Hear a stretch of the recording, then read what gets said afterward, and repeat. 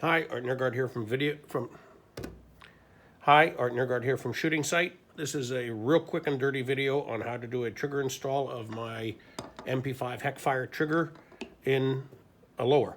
All you really need is the Allen wrench, which I include with the trigger. I've also got a couple of pieces of spacer tape just to make sure that we get a nice snug fit, and a pair of scissors to trim them. Those aren't necessary in all cases. So what you're going to do is you're going to start with your standard lower. You want to cock it. You want to put the selector in the full vertical position. The selector now pulls out of the lower. The entire trigger housing can then be separated from the trigger pack. You need to take this piece here, which is the ejector, and move it from your original trigger pack to my trigger pack. These are caliber specific, so the 9mm, the 308 will be different sizes. Removing this is real easy. You have one little pivot pin there, and so with the hammer cocked, you can actually take the Allen wrench and you can reach in from the back side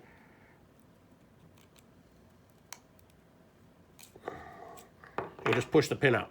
That's all there is to it. You can then lift the ejector out, and under the back of the ejector, you can see right there, is a little spring. You're going to take that out as well. That's all you need to do. Now, on my trigger housing, you're going to start by removing the right side selector lever, and that's just taking that one screw out that's holding it in. And then, like with the other one, you're going to raise the selector lever to the full vertical position. It's got to be in the cocked position to do this, and then you can pull that selector out of there. Now, in terms of fit, some people find these fit just fine into the lower. Some people find there's just a little bit of side-to-side wobble. In most cases, once you put the upper on, it pushes down on the trigger pack such that it doesn't move once it's in the gun.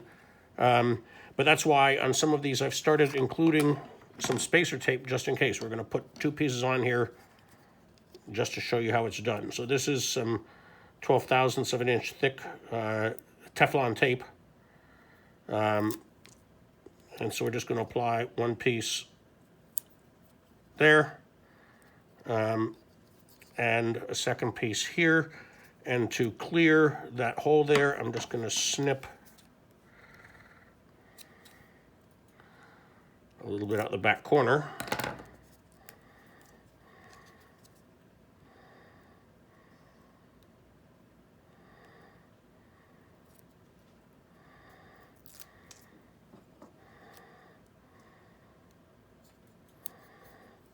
Okay, that is all. Wait a minute, I'm gonna just trim the bottom of this. I just overlapped that edge a little bit. Okay, there we go. So now this drops in there. It's got no side-to-side movement. It's reasonably snug front to back. Oh, sorry. Whoop. Start again. So we've got to put the spring in there. The ejector fits in here. On this pin, you can see there's a little groove in the front of the pin. Some pins have a C-clip in them, some do not. I recommend removing that C-clip. It fits in better and seats a little bit more nicely if you don't have that C-clip in. So take that C-clip out. This pin just drops in there. It'll go flush with the outside of the trigger housing. Now this entire thing just drops into the housing. We're going to take my selector, and with the handle, with the selector lever in the vertical position, push it through.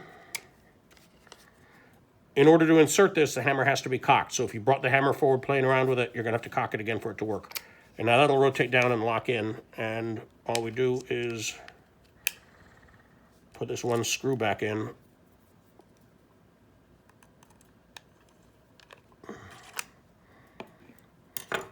There we go, and done. And so now it's a single or a safety or fire position only. I do not recommend that you dry fire this because the hammer will come forward and hit the ejector and potentially bend some stuff. So don't dry fire it outside the gun. And you want to check and see that ejector moves back and forth relatively freely. If there's a little bit of dragging, I've seen some of these selectors can get slightly bowed shaped and they'll drag a little bit, or they'll have a lump on them where the forming wasn't quite flat. I fix it with just a little bit of sandpaper. But that's all there is to putting it in. So there's your safe position. There's your fire position. And then the original selector can be put back in your old trigger housing. There you go. Thank you.